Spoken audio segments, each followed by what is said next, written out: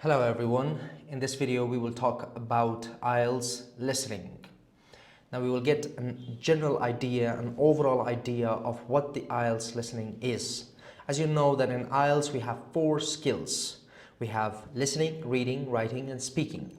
Now you have to understand that when you appear for the IELTS test, the 3 components of the test, listening, reading, writing, will be taken in one day, and then you will have a separate day for the speaking test. It might be prior to the written test, or it might be after the written test.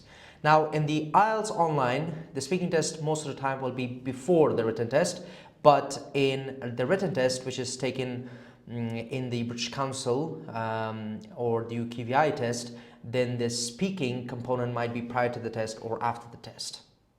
Alright, let's talk about IELTS listening. First of all, IELTS listening, the listening or the audio part of the IELTS listening will be for 30 minutes. And then you will have 10 extra minutes to transfer your answers from the question paper to the answer sheet if you're taking the test in a test center. Now, it's also important to mention that we have 40 questions. So you will have the audio and you have to answer those 40 questions based on the audio. And then if you're taking the test in a test center, you have to transfer those answers from the question paper to the answer sheet. There are multiple types of questions in IELTS listening. We have multiple choice questions, form completion, note completion, sentence completion. We have map diagram questions, table completion, flowchart completion, and we have short answer questions. And we have also some other types of questions, but these are the most common ones. In the later lessons, we will talk about each one of these question types and the important pointers or tips that you have to consider for answering these questions the best way possible. We have 4 parts in IELTS listening. So the listening section is divided into 4 parts. In the first part, we will have a conversation between 2 people which will be set in an everyday context or in a social context. For example, there will be one person inquiring about the bus services in a city, and he will call the responsible person and they will have a conversation, and based on that conversation you will have to answer some questions.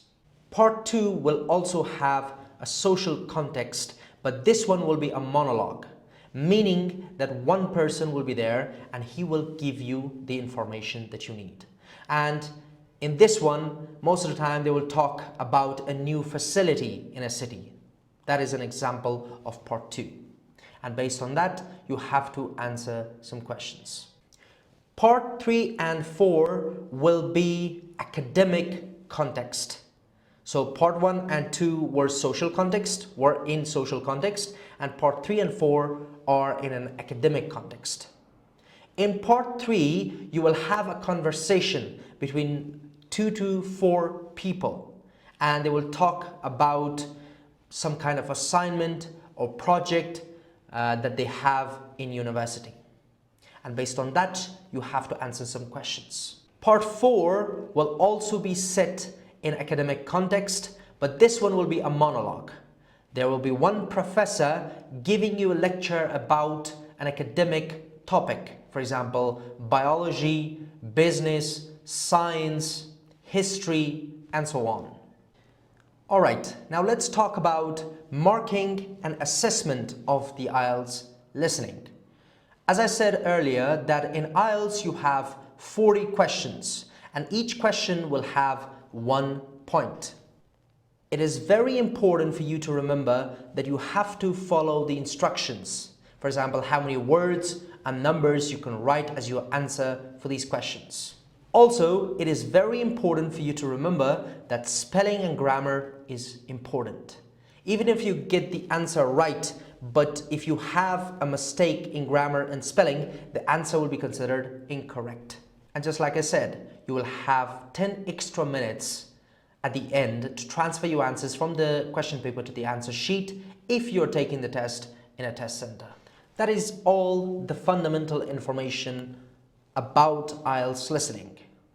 See you in the next video.